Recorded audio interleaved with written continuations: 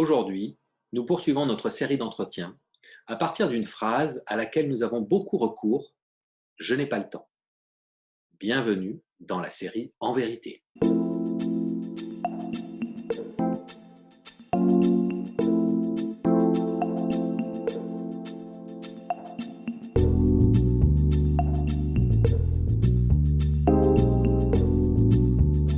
Cette situation actuelle, elle nous met face à la vérité quelque part, à la vérité de ce temps de je n'ai pas le temps.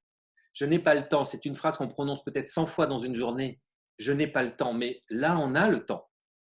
On a forcément le temps, même dans nos activités professionnelles qui sont réduites et qui permettent de voir autrement, de sentir autrement, de communiquer également autrement. Donc finalement, est-ce que ce je n'ai pas le temps et tout son côté illusoire ne tombe pas en miettes à travers cette situation, cette crise?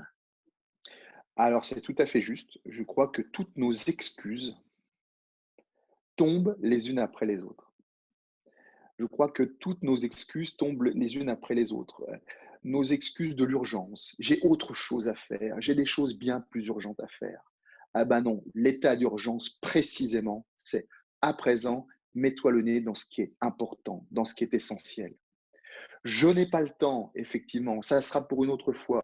Là encore, nous avons du temps, peut-être même nous en avons trop à présent.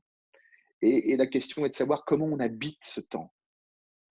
Et autant, j'allais dire, l'espace se libère, puisque nous n'habitons plus nos centres-villes, nous n'habitons plus nos rues, nous n'habitons plus nos magasins, nous habitons dans des espaces confinés, autant le temps se dilate, le temps s'offre, et s'offre et offre d'une certaine manière un espace fertile dans lequel, effectivement, il est possible, dans cette espèce d'immobilité de nos maisons et dans cette espèce de silence relatif, bien sûr, mais de silence lié au ralentissement de l'agitation humaine, cette espèce de silence qui naît peu à peu, comme si cette crise était une pluie d'été qui était tombée sur une terre un peu aride et qui, peu à peu, j'allais dire, rendait cette terre un peu plus ouverte, rendait cette terre un peu plus fertile. Je crois qu'il faut précisément sentir que le ralentissement de l'activité humaine, j'allais dire l'agitation humaine, fait monter peu à peu ce silence. Dans ce silence se trouvent les solutions pour notre avenir, pour l'avenir de chacun, pour l'avenir des organisations et des sociétés. Serons-nous capables de l'écouter? Serons-nous capables de faire levier sur ces terres fertiles qui tout d'un coup sont drainées, j'allais dire, par cette crise? Ça, c'est un enjeu, mais je crois que la responsabilité de chacun est de se mettre devant. L'erreur serait de reproduire cette agitation dans notre confinement. Et je crois que le fait que nous soyons obligés pour la plupart de rester dans nos maisons, dans le rentrer chez vous, hein. Je vais faire une référence biblique ici, mais le rentrer chez vous, c'est lorsque Jésus apprend la prière à ses apôtres, il dit, on commence par rentrer dans sa maison. Et qu'est-ce que ça veut dire rentrer dans sa maison? Ça veut dire d'une part que l'on prie discrètement, que l'on se met en contact avec l'essentiel, si je peux le traduire autrement.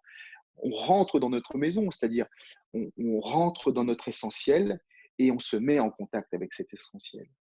Alors, serons-nous capables de le faire collectivement? Je n'en sais rien, je l'espère, mais je crois que notre responsabilité individuelle, c'est de faire cela aujourd'hui pour préparer l'avenir.